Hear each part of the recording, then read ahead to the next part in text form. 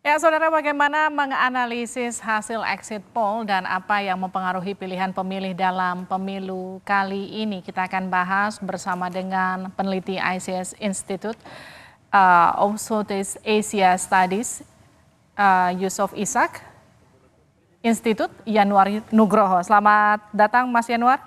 Terima kasih, selamat datang, Mbak. Mas Yanuar, kalau kita lihat dari exit poll, apa yang bisa Anda analisa soal itu? Wah, ini pertanyaannya sangat Mbak ya, sangat luas apa yang bisa dianalisis. Saya kira begini, tentu saja kita melihat dari hasil exit poll ini bagaimana pasangan Pak Prabowo, Mas Gibran leading. Dan saya kira banyak faktor mempengaruhi itu.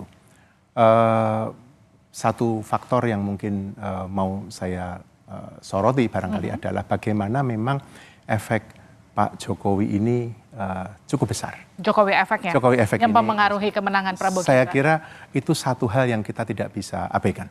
Karena asosiasi bahwa pasangan Prabowo Gibran adalah yang meneruskan estafet kepemimpinan Pak Jokowi itu menjadi sesuatu yang menurut saya sangat mempengaruhi. Apalagi, nah ini di sini mungkin kita bisa berbeda pendapat, Mbak. Apalagi ketika misalnya ada program-program pemerintahan Presiden Jokowi yang kemudian diasosiasikan sebagai program paslon, yang itu di bawah sadar barangkali mempengaruhi preferensi pemilih. Seperti misalnya yang sering banyak diulas dan juga di Kompas banyak seperti Bansos misalnya. Yang bagi saya sendiri, sejumlah pihak mengatakan ini dipolitisasi, ini menjadi bagian dari kampanye yang tertutup atau terselubung bahwa ini kalau nggak memilih paslon 02, Bansos tidak diteruskan misalnya. Itu tentu ada efek ke sana. Tapi saya mau melihat ini bagaimana memang preferensi pemilih kita ternyata memang masih ditentukan atau masih terpengaruh pada hal-hal semacam itu. Jadi menurut Anda tanpa Jokowi, tanpa Bansos tidak akan seperti ini hasilnya? To say bluntly, yes, nggak akan seperti ini.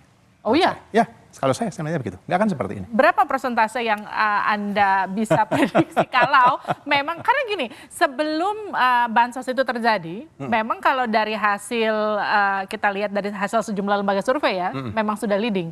Tapi memang tidak ada di angka ini. Iya, jadi begini, kalau saya melihatnya begini, Mbak. Kalau kita, saya bukan ilmuwan politik ya, Mbak, ya, jadi saya tidak menghitung angka secara sangat saklek secara politik.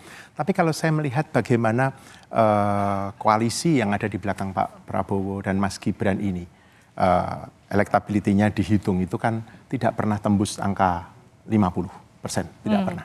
Bahkan waktu itu sekitar 45, 47, bahkan early 40 gitu lah, 41, 42, bahkan mungkin 30-an sekian di akhir.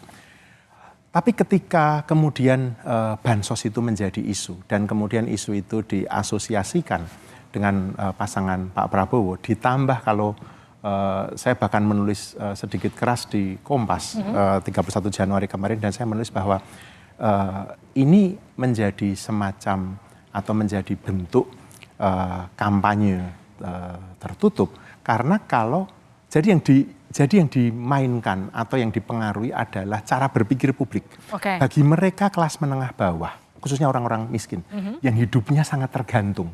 Bansos itu urusan hidup mati itu, Mbak. Dan ketika kemudian diasosiasikan bahwa kalau tidak memilih paslon 02, program Bansos dihentikan, itu benar-benar nancep loh itu di kepala.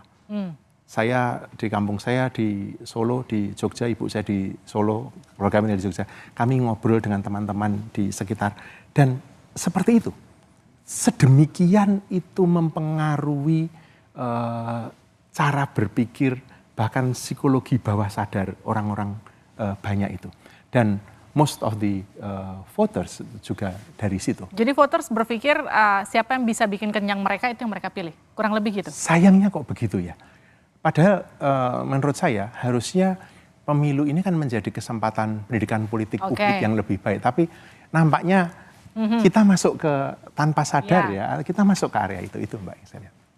Oke, jadi gini, katakanlah selain Bansos, strategi apa yang menurut Anda mendongkrak elektoral Prabowo Gibran begitu signifikan? Nanti dijawabnya usai jeda, tetap bersama kami.